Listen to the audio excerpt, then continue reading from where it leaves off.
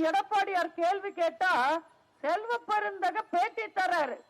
இதெல்லாம் கேட்கறதுக்கு எடப்பாடியார் யாருன்னு சட்டம் சொல்லுங்க சரியில்லைன்னா எதிர்கட்சி தலைவர் தான் கேட்கணும்.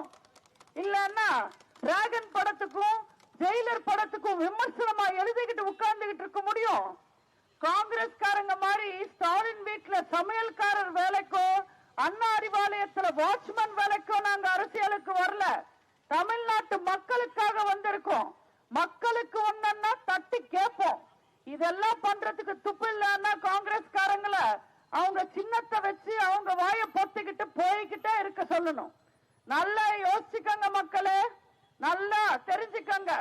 காது கேட்காதவனோட காதுல பாட்டு பாடுறதும் காங்கிரஸ்க்கு ஓட்டு போடுறதும் ஒண்ணுதான், ஒரு பிரயோஜனமும் இல்லை.